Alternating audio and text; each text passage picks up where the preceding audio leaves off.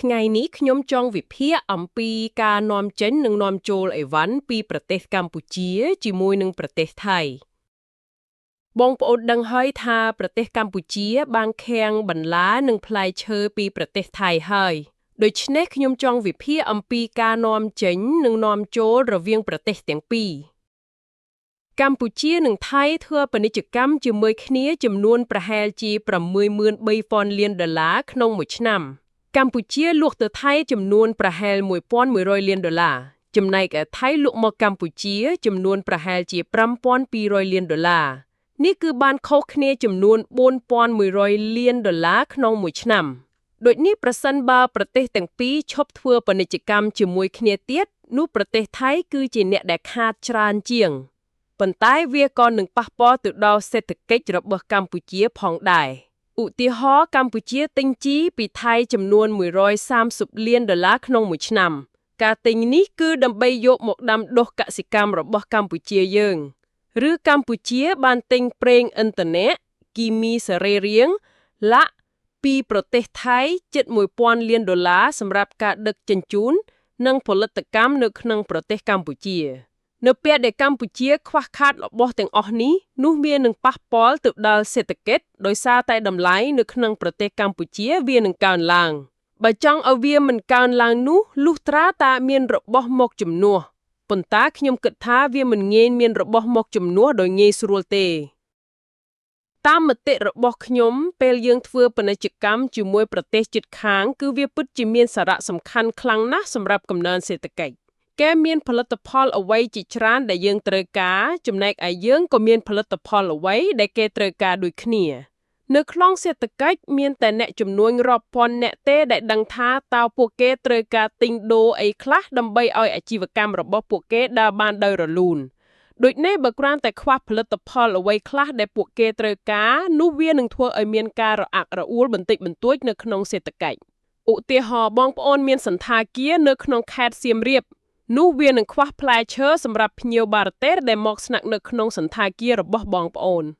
ប៉ុន្តែនេះវាគ្រាន់តែរអាក់រអួលបណ្ដោះអាសន្នតែប៉ុណ្ណោះម្ចាស់សន្តាគារគេនឹងខំទៅរកទិញផ្លែឈើពីប្រភពផ្សេងទៀតដូចជាប្រទេសផ្សេងទៀតជាមិនខាននៅពេលដែលយើងធ្វើការប្រៀបធៀបកម្ពុជាធ្វើពាណិជ្ជកម្មជាមួយប្រទេសវៀតណាមគឺយើងអាចឃើញថាអនុភាពនៃការធ្វើពាណិជ្ជកម្មនេះគឺវាមិនធំដូចប្រទេសថៃទេការធ្វើពាណិជ្ជកម្មរវាងកម្ពុជាជាមួយវៀតណាមគឺមានចំនួន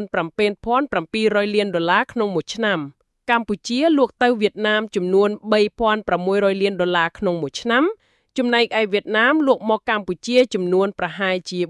$4,100 លាននេះគឺបានខុសគ្នាត្រឹមតែ$500 លានតែប៉ុណ្ណោះតែបើជាមួយថៃវិញគឺបានខុសគ្នាចំនួន $4,100 លានឯណោះតែទាំងអស់នេះវាមានន័យដូចម្ដេចនៅពេលដែលប្រទេសមួយធ្វើពាណិជ្ជកម្មជាមួយប្រទេសជិតខាងកាន់តែច្រើននោះប្រទេសនោះនឹងកាន់តែលូតលាស់កាន់តែខ្លាំងជាការពិតគឺថាប្រទេសកម្ពុជាបានធ្វើពាណិជ្ជកម្មជាមួយនឹងប្រទេសថៃ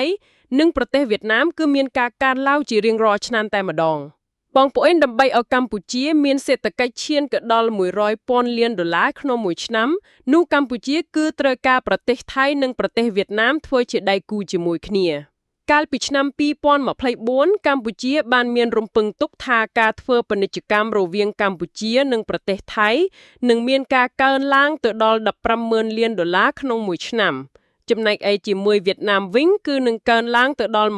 $25,000 លានប៉ុន្តែពេលនេះសុកបែរជាមានរឿងជម្លោះព្រំដែនជាមួយនឹងថៃដូច្នេះខ្ញុំគិតថាវាមិនឈានទៅដល់ចំនួនដែលកម្ពុជាបានរំពឹងទុកនោះទេខ្ញុំចង់ប្រាប់បងប្អូនទាំងអស់គ្នាថាផលិតផលរបស់កម្ពុជាដែលបានលក់ទៅឲ្យប្រទេសជិតខាងភាគច្រើនវាគឺជាផលិតផលកសិកម្មឆៃឬហៅម្យ៉ាងទៀតថាវត្ថុធាតុដើមដែលមិនមែនជាផលិតផលសម្រេចនោះទេផលិតផលកសិកម្មឆៅបែបនេះទោះបីជាគេមិនបានទិញបន្តទៀតក៏ដោយគេក៏មិនស្លាប់ដែរគេទិញផលិតផលកសិកម្មឆៅពីយើងដោយសារតែគេបានចំណេញមិនមែនដោយសារតែគេពិតជាត្រូវការចាំបាច់នោះទេ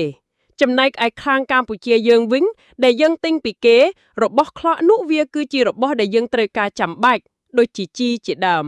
ចំណែកឯអ្នកដែលចង់ដុតកំហឹងឲ្យកម្ពុជាមានសង្គ្រាមជាមួយនឹងថៃគឺថាគេមិនយល់ពីផលលំបាកនៃពាក្យសម្ដីរបស់ពួកគេដែលបាននិយាយចេញមកនោះទេ ប៉ុន្តែប្រសិនបើសត្រូវមកឈ្លានពានយើងនោះយើងគឺត្រូវតែការពារខ្លួនវិញហើយខ្ញុំសង្ឃឹមថាយើងអាចដោះស្រាយចំនួននេះបាននៅក្នុងពេលឆាប់ៗនេះផងចុះហើយបន្តធ្វើពាណិជ្ជកម្មធម្មតាឡើងវិញជាមួយគ្នាទៅវិញទៅមកភាគីទាំងពីរមិនចុះសម្រុងគ្នាត្រង់ថាថៃមិនព្រមបើកច្រកព្រំដែនចំណែកឯកម្ពុជាមិនព្រមដកកងទ័ពជាច្រើនទៅវិញដោយពីដើមប៉ុន្តែបងប្អូនដឹងស្រាប់ហើយថាខ្ញុំគឺឈរជាមួយកម្ពុជាដោយសារតែកម្ពុជាមិនមែនជាអ្នកបង្ករឿងមុនទេគឺភាគីថៃគឺជាអ្នកដែលមករករឿងមុនសូមអរគុណ